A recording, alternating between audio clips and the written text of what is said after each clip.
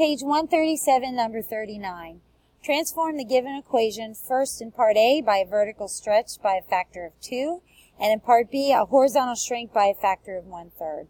So our given equation is f of x equals x to the third minus 4x.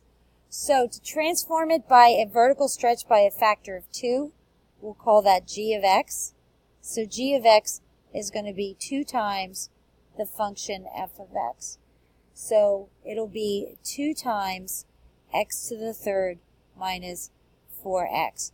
So g of x will be 2x to the third minus 8x. That's our g of x. Okay, now for part B, a horizontal shrink by a factor of 1/3 is going to look like this. So h of x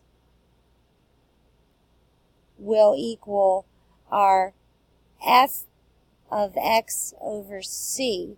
So in this case, it's going to be f of x over 1/3, which will equal f of 3x. So that's what we're going to be doing. So f of x,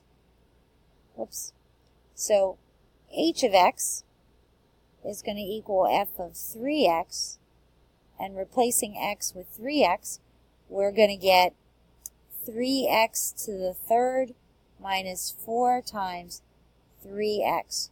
So our h of x will be